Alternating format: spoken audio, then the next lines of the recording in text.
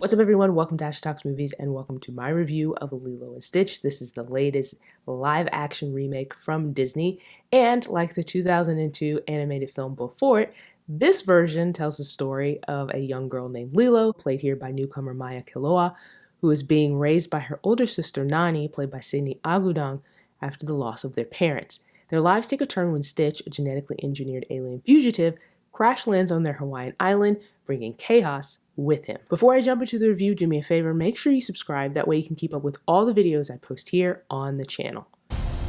A shooting star! I wish for a friend. Like a best friend.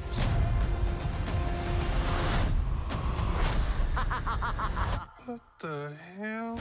Disney has been remaking its animated films into live action ones for a while now, so at this point, it's not really even worth asking whether or not these movies are necessary. You could ask that about any sequel, reboot, or remake.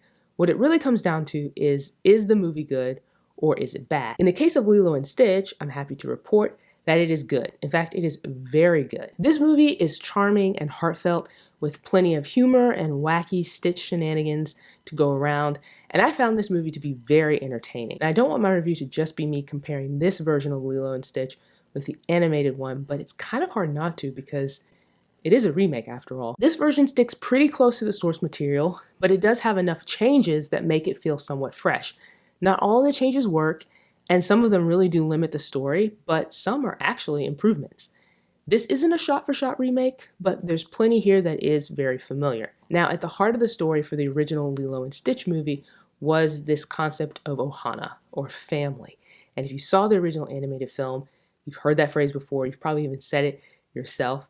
And thankfully, they keep that intact here with this version of the movie. Credit goes to director Dean Fleischer Camp, who very much focuses on that aspect and makes it very much the center of this story. Another reason this movie is as charming as it is because of Maya Kiloa, who plays Lilo. It might surprise you that this is her first movie role because she's an absolute natural. You would think she's been doing this for a very long time now. She has so much energy and really captures the spirit of the Lilo character. And I also think it helps that in this movie, this version of Lilo is a little less rebellious and is portrayed more as misunderstood. She's just lonely. She's a kid that has lost her parents and she wants a friend because she's not understood by the other kids her age. And then Stitch shows up to fill that void. Stitch is again voiced by Chris Sanders, who also co-directed the original movie, and the relationship between these two characters is just as sweet and adorable as it was in the animated film. This movie also expands on the relationship between Lilo and her sister Nani, who is played by Sydney Agudong. She does a really great job of portraying a young woman who is trying to balance the responsibilities of being a parent to her little sister. And you get some truly heartfelt moments between the two of them, especially because this movie, I think, brings more real-world concerns and conflicts for the two of them to deal with than it did in the animated film. Now, this version of Lilo and Stitch also makes quite a few changes to some of the characters. You have Jumba and Pleakley, played here by Zach Galifianakis and Billy Magnussen. This is the alien duo that's sent to capture Stitch. Now, they spend most of the movie disguised as humans. This is a change from the animated film, but I actually thought this worked. Now, it's kind of a running joke in the animated film that these characters who look very alien, because they are aliens, are disguising themselves as human by wearing human clothes, but they still pretty much look like aliens. So they still kind of have that concept here with the live action movie, but instead these characters look like humans, but they don't quite act like humans. They talk awkwardly to people. They don't really understand how things work on Earth. So you still get that running gag of them kind of being like fish out of water. And I thought it worked. Plus you get to see, Zach Galifianakis and Billy Magnussen perform more so than just seeing CGI characters. Now, they also make changes to Cobra Bubbles, which I know is a very popular character from the animated film. This character is actually split into two characters here. So you get Mrs. Kekoa, who's a social worker, and she's played by Tia Carrere, who actually voiced the character of Nani in the original Lilo and Stitch.